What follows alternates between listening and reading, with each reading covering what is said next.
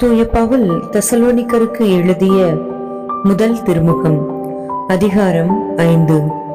சகோதர சகோதரிகளே, இவை நடக்கும் காலங்களையும் நேரங்களையும் குறித்து உங்களுக்கு எழுத தேவையில்லை. ஏனெனில் திருடன் இரவில் வருவது போல ஆண்டவருடைய நாள் வரும் என்பதை நீங்களே திண்ணமாய் தெரிந்திருக்கிறீர்கள். எங்கும் அமைதி, ஆபத்து இல்லை என்று மக்கள் கூறிக்கொண்டிருக்கும் பொழுது கருவுற்றிருப்பவருக்கு வேதனை வருவது போல திடீரென அவர்களுக்கு அழிவு வரும். யாரும் தப்பித்துக் கொள்ள இயலாது. ஆனால் அன்பர்களே, நீங்கள் இருளில் நடப்பவர்கள் அல்ல. ஆகவே அந்த நாள் திருடனை போல் உங்களுக்கு வராது. நீங்கள் எல்லோரும் ஒளியை சார்ந்தவர்கள், பகலில் நடப்பவர்கள். நாம் இரவையோ இருளையோ சார்ந்தவர் அல்ல. ஆகவே மற்றவர்களைப் போல் நாமும் உறங்கலாகாது. விழிப்போடும் அறிவு தெளிவோடும் இருப்போம்.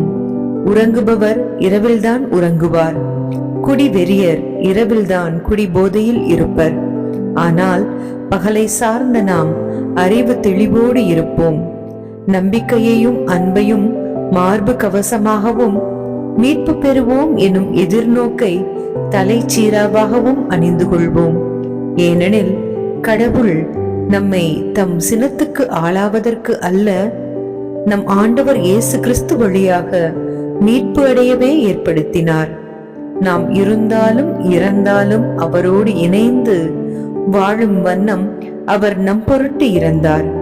ஆகவே நீங்கள் இப்பொழுது செய்து வருவது போல ஒருவருக்கொருவர் ஊக்கமூட்டுங்கள், ஒருவரை ஒருவர் வளர்ச்சி அடைய செய்யுங்கள். பொது அறிவுரை. சகோதர சகோதரிகளே, உங்களிடையே உழைத்து ஆண்டவர் பெயரால் உங்களை வழிநடத்தி உங்களுக்கு அறிவு புகட்டுவோரை மதித்து நடக்கும்படி கேட்டுக்கொள்கிறோம்.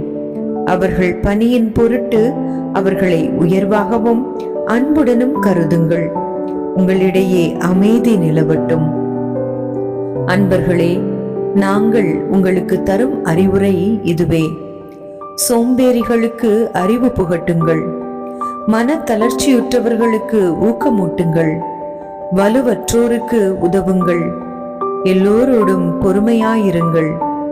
எவரும் தீமைக்கு பதில் தீமை செய்யாதவாறு பார்த்து கொள்ளுங்கள். உங்களில் ஒருவருக்கொருவர் மட்டுமன்றி எல்லோருக்கும் எப்பொழுதும் நன்மை செய்யவே நாடுங்கள். எப்பொழுதும் மகிழ்ச்சியாக இருங்கள். இடைவிடாது இறைவனிடம் வேண்டுங்கள். எல்லா சூழ்நிலையிலும் நன்றி கூறுங்கள். உங்களுக்காக கிறிஸ்து இயேசு வழியாய் கடவுள் வெளிப்படுத்திய திருவுளம் இதுவே. தூய ஆவியின் செயல்பாட்டை தடுக்க வேண்டாம். இறை வாக்குகளை புறக்கணிக்க வேண்டாம். அனைத்தையும் சீர்தூக்கி பாருங்கள். நல்லதை பற்றி கொள்ளுங்கள். எல்லா வகையான தீமைகளையும் விட்டு விலகுங்கள். முடிவுரை. அமைதி அருளும் கடவுள் தாமே உங்களை முற்றிலும் தூய்மையாக்குவாராக. அவரே நம் ஆண்டவர் இயேசு கிறிஸ்து வரும்போது உங்களுடைய உள்ளம், ஆன்மா, உடல் அனைத்தையும் குற்றமின்றி முழுமையாக காப்பாராக. உங்களை அழைக்கும் அவர் நம்பிக்கைக்கு உரியவர். அவர் இதை செய்வார். சகோதர சகோதரிகளே, எங்களுக்காகவும் இறைவனிடம் வேண்டுங்கள். தூய முத்தம் கொடுத்து ஒருவர் ஒருவரை வாழ்த்துங்கள். அவர்கள் எல்லோருக்கும் இத்திருமுகத்தை வாசித்து காட்ட வேண்டுமென்று ஆண்டவர் பெயரால் ஆணையிடுகிறேன். நம் ஆண்டவர் இயேசு கிறிஸ்துவின் அருள் உங்களோடு இருப்பதாக.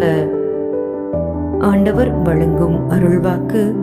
இறைவா, உமக்கு நன்றி.